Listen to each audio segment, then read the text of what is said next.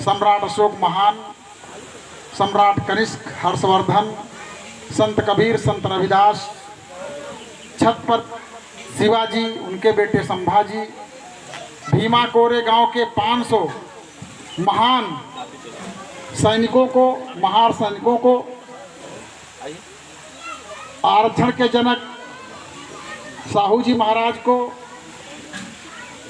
संत गाडगे बाबा को, ललई सिंह यादव को, पेरियार ईबी स्वामी नायकर को, सहित जितने भी बहुजन समाज में जन्मे सभी महापुरुष हैं, मैं उनको अभिनंदन करता हूँ, नमन करता हूँ। आज त्रिविध पावनी बुद्ध पूर्णिमा है और बुद्ध पूर्णिमा के अवसर पर बैकवर्ड आर्मी मिशन द्वारा यह आयोजन किया गया है। आप लोग यहाँ पर आए हैं, आप सबका आभार। और हमारे बीच में बौद्ध उपासक महासभा के राष्ट्रीय उपाध्यक्ष जी आए हैं, एमएल गौतम साहब, मैं उनका अभिनंदन करता हूं। कोषाध्यक्ष राधेलाल जी हैं, मैं उनका भी अभिनंदन करता हूं। जिला अध्यक्ष चंदन सोनकर जी हैं, उनका भी अभिनंदन करता हूं। हमारे बीच में रामपाल भैया आए हैं और उनके साथ हमारे परम मित्र आए हैं, उनका भी अभिनंदन करता हूं। मेरे भाइयों, एक कहानी कह के उसके पहले दो लाइनें कहूँगा कि उस पथ की पथिक कुशलता क्या जिस पथ में बिखरे शूल न हो, उस नाविक की धैर्य परीक्षा क्या जब धाराएं प्रतिकूल न हो। लाख दलदल हो फिर भी पैर जमाए रखिए, हाथ खाली हो फिर भी हाथ उठाए रखिए। कौन कहता है चलनी में पानी नहीं रुकता, मैं कहता हूं बर्फ बनने तक हौसला बनाए रखिए, हौसला बनाए। मेरे भाइयों, एक कहानी इस प्रकार है।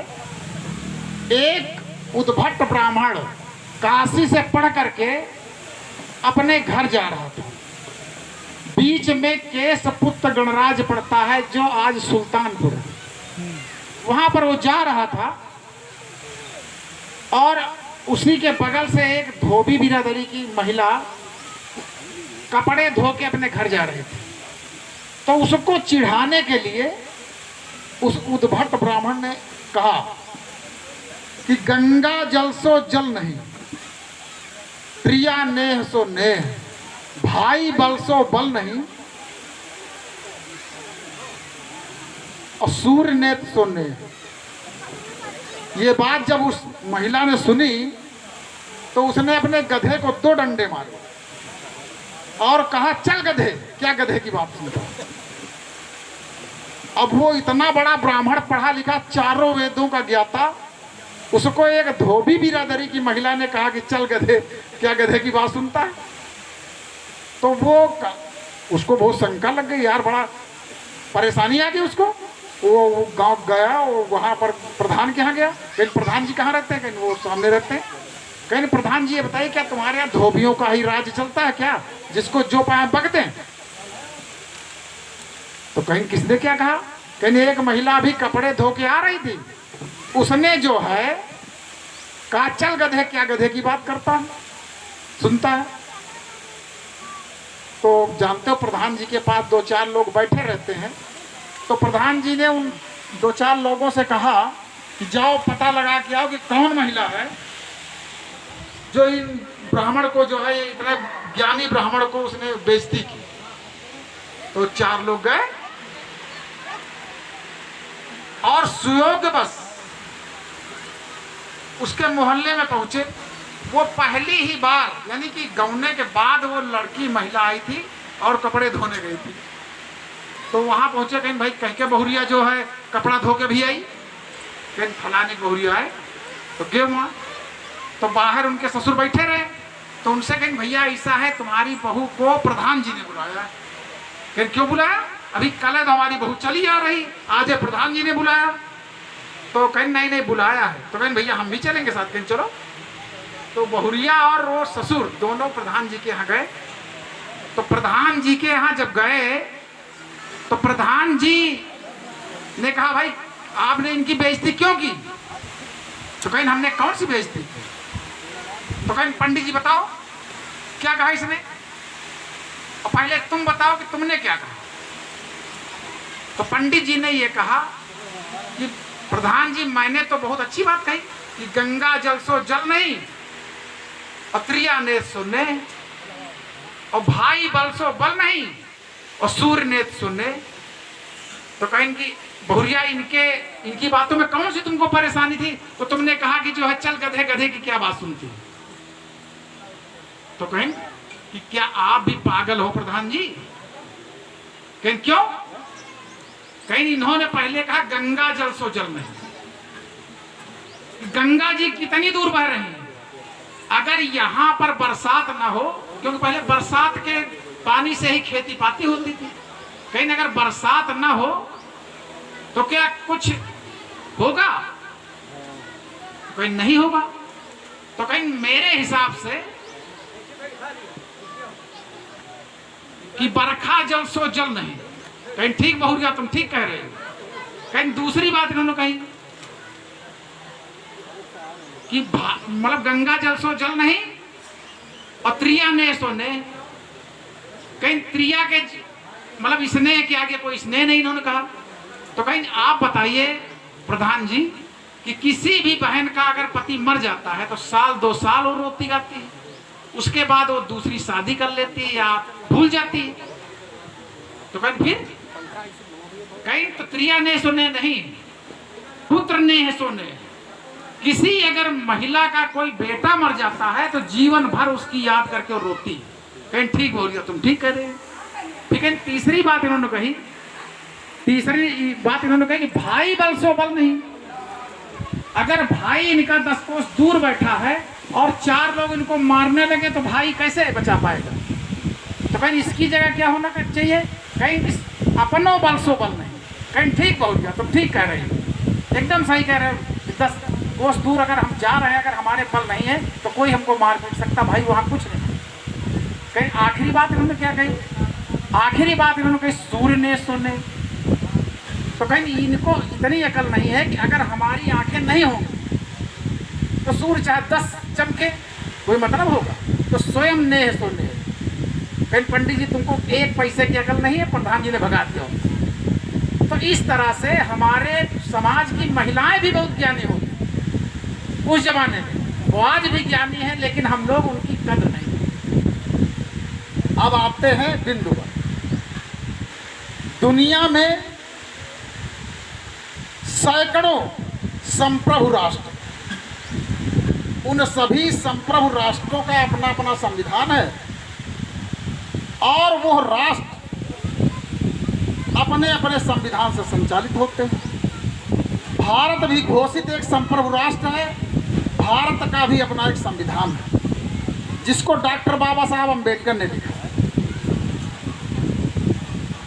और इसको लिखने में बाबा साहब डॉक्टर अम्बेडकर को 2 साल 11 माह 18 दिन लगे। बाबा साहब डॉक्टर अम्बेडकर ने संविधान लिख करके संविधान सभा के अध्यक्ष डॉक्टर राजेंद्र प्रसाद को 26 नवंबर 1949 को सौंपा। जिस दिन बाबा साहब डॉक्टर अम्बेडकर ने संविधान सभा में संविधान को सौंपा, उस दिन आरएसएस और मनुवादी व्यवस्था के लोगों ने पूरे देश में बाबा साहब डॉक्टर अम्बेडकर के और संविधान के पुतले जलाए। मेरे भाइयों, भारत का संवैधानिक नाम भारत अर्थात इंडिया है। इंडिया दैट इज भारत, जो राज्यों का संघ है, यूनियन ऑफ स्टेट। मेरे भाइयों, भारत का संविधान भारत में लोकतंत्र अपनाने की व्यवस्था देता है। लोकतंत्र की सबसे बढ़िया परिभाषा अमेरिका के राष्ट्रपति अब्राहम लिंकन ने। अब्राहम लिंकन के अनुसार लोकतंत्र वह होता है जो लोक द्वारा लोक की और लोक के लिए हो। मेरे भाइयों, ये भारत है। चीन में चीनी रहते हैं, जापान में जापानी रहते हैं, इटली में इटालियन रहते हैं, पाकिस्तान में पाकिस्तानी रहते हैं। लेकिन इंडिया एक ऐसा देश है जहां पर कोई भारतीय नहीं रहता। हाँ, भारत के बाहर दूसरे देशों में अप्रवासी भारतीय जरूर हैं। दरअसल भारत में रहने वाले लोग हजारों बेतरतीब टुकड़ों में बटे हुए हैं जिनको हम जातियां कहते हैं। ये जातियां भारत के लोगों को लोग नहीं बनने देती, इसलिए अब तक भारत में लोकतंत्र की स्थापना नहीं हुई। मेरे भाइयों, डॉक्टर बाबा साहब अम्बेडकर ने इन जातियों के बारे में कहा कि जो जातियां हैं भारत में, ये मनुवादियों के उत्पीड़न के कारण उत्पन्न हुई। मेरे भाइयों, ये जो भारत में लोग हैं उनको ग्रीक भाषा में इंडियन और फारसी भाषा में हिंदू बोला जाता है, जबकि हिंदू एक संप्रदाय बन के रह गया है इंडिया में। भारत का संविधान भारत के लोकतंत्र को 3 स्तंभों पे खड़ा करता है, विधायिका, न्यायपालिका और कार्यपालिका, तीनों के मध्य स्पष्ट बंटवारा है। मेरे भाइयों, देश की आज़ादी से के प्रारंभ से ही शिक्षा तंत्र को उपेक्षित रखा, जिसके कारण संप्रभु लोग को अपनी संप्रभुता का एहसास ही नहीं। इस शिक्षा व्यवस्था से व्यथित होकर सुप्रीम कोर्ट के माननीय न्यायाधीश मार्कंडे काटजू को कहना पड़ा, इस देश के 90% लोगों के दिमाग में भूसा भरा, जबकि भारत का संविधान हर भारतीय के लिए वैज्ञानिक तेवर और साइंटिफिक टेम्पर की बात करता है। मेरे भाइयों, अगर बाबा साहब डॉक्टर अम्बेडकर ने संविधान ना लिखा होता, अगर बाबा साहब डॉक्टर अम्बेडकर ने संविधान ना लिखा होता तो पब्लिक एजुकेशन में पैसा खर्च ना होता, और पब्लिक एजुकेशन में पैसा खर्च ना होता तो स्कूल के एक बेंच पर बैठकर ब्राह्मण और भंगी का बच्चा पढ़ नहीं रहा होता है। ये है संविधान की ताकत। संविधान किसी धर्म, जात, संप्रदाय के लिए नहीं है, संविधान भारत के लोगों के न्याय एवं अधिकार के लिए। इसलिए हमारा आपका दायित्व है कि संविधान की हम रक्षा करें, लेकिन हम लोग संविधान की रक्षा के प्रति कोई लापरवाही नहीं, सदैव लापरवाह रहते हैं। मेरे भाइयों, मनवादी व्यवस्था के लोग और आरएसएस के लोग अगर दुनिया में किसी का विरोध करते हैं तो वो नेता है डॉक्टर बाबा साहब अम्बेडकर। मनवादी व्यवस्था के लोग, आरएसएस के लोग यदि किसी किताब का विरोध करते हैं तो वो है भारत का संविधान। मनवादी व्यवस्था के लोग, आरएसएस के लोग अगर किसी नीति का विरोध करते हैं तो वो है एससी, एसटी और ओबीसी का आरक्षण। तो मेरे भाइयों, सोचना है आप कितना बढ़िया संविधान बाबा साहब डॉक्टर अम्बेडकर ने बना के दिया। उसकी बदौलत हमें समता का अधिकार मिला। जब समता का अधिकार मिला तो हम लोग सब बराबर हो गए। इस देश में हम कहीं भी अपना गरिमापूर्ण जीवन जी सकते हैं, हम कुछ भी पहन सकते हैं, कुछ भी खा सकते हैं, कुछ भी पढ़ सकते हैं, किसी भी पद पर नेतागिरी कर सकते हैं, किसी भी पद पर पहुंचने का सपना देख सकते हैं। लेकिन इस संविधान से उनको जलन है, क्योंकि उनके नेता कहते हैं कि संविधान की बदौलत ये हमारे जूते सिलने वाले लोग हमारे सर पर बैठे। तो मेरे भाइयों, संविधान के प्रति आप लापरवाही मत हुई। पूरी दुनिया भारत को इसलिए नहीं मानती कि यहाँ राम पैदा हुए, उन्होंने रावण को मारा। पूरी दुनिया भारत को इसलिए नहीं मानती कि यहाँ पर कृष्ण पैदा हुए, उन्होंने कंस को मारा, बल्कि पूरी दुनिया भारत को इसलिए मानती है यहाँ, क्योंकि यहाँ पर तथागत बुद्ध पैदा हुए और उन्होंने पूरी दुनिया को शांति का उपदेश दिया। पूरी दुनिया भारत को इसलिए मानती है कि यहाँ डॉक्टर बाबा साहब अम्बेडकर पैदा हुए, उन्होंने दुनिया का सर्वश्रेष्ठ संविधान दिया। तो आज हम सब लोग यहाँ पर आए हैं, आज हम सब लोग यहाँ पर आए हैं, भगवान बुद्ध की त्रिविध पावनी बुद्ध पूर्णिमा मना रहे हैं। तो यहाँ से हमको सीख के जाना है, सीख के जाना है। अगर हम सीख के कुछ नहीं जाते हैं तो कोई मतलब नहीं। रावण इसलिए नहीं मारा गया कि राम बलवान थे, रावण इसलिए मारा गया कि राम का भाई विभीषण राम से मिला हुआ था।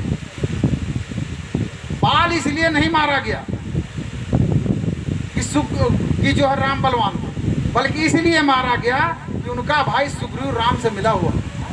उसी तरह से हिरण्याकश्यप और प्रहलाद, मतलब होलिका इसलिए नहीं मारे गए कि विष्णु बहुत बलवान थे, बल्कि इसलिए मारे गए कि उन्होंने प्रहलाद जैसा पुत्र पैदा किया। आज हम सब लोग आगे इसलिए नहीं बढ़ पा रहे हैं कि हमारे समाज के पढ़े लिखे लोग विभीषण, सुग्रीव और प्रहलाद की भूमिका निभा करके स्वयं तो उनके चमचागिरी करते हैं और हम लोगों को पीछे ढकेल रहे हैं। इन्हीं शब्दों के साथ पुनः आप सबको त्रिविध पावनी बुद्ध पूर्णिमा की कोटि कोटि बधाई देते हुए इतना कहना चाहता हूं कि आप लोग मनुवादी व्यवस्था की चकाचौंध में मत फंसिए, बल्कि भगवान बुद्ध के मिशन का अगर 10वां भाग भी आगे बढ़ा लेते हैं तो निश्चित रूप से उनसे बेहतर आप जिंदगी जी लेंगे।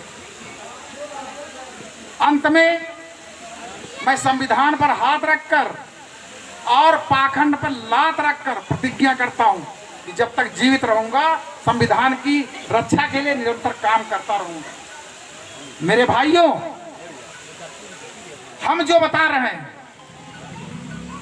आप या तो हमारी बातों से माने, बातों को सुनकर जाने, नहीं तो एक न एक दिन ऐसा आएगा कि मनुवादी अपनी लातों से तुमको समझा देंगे। अंत में 4 लाइनें कह के अपनी बात समाप्त करते कि आहों से पत्थर पिघलेगा, इस धोखे में मत रहना। कहीं तुम्हें इंसाफ मिलेगा, इस धोखे में मत रहना। भारत के जर्रे जर्रे में सबका अपना हिस्सा है, बुला बुलाकर कोई देगा, इस धोखे में मत रहना। आहों से पत्थर पिघलेगा, इस धोखे में मत रहना। कहा किसी ने तेरे हाथ में धन दौलत की रेखा है, ज्योतिषी लोग आवत हाथ दिया कर, कहा तुम्हारे वहां धन दौलत की रेखा है, तो कहा किसी ने तेरे हाथ में धन दौलत की रेखा है, छप्पर फाड़ के धन बरसेगा, इस धोखे में मत रहना। आहों से पत्थर पिघलेगा, इस धोखे में मत रहना। भाग्य और भगवान मीत यह तो एक छलावा है, भाग्य और भगवान मीत यह तो एक छलावा है।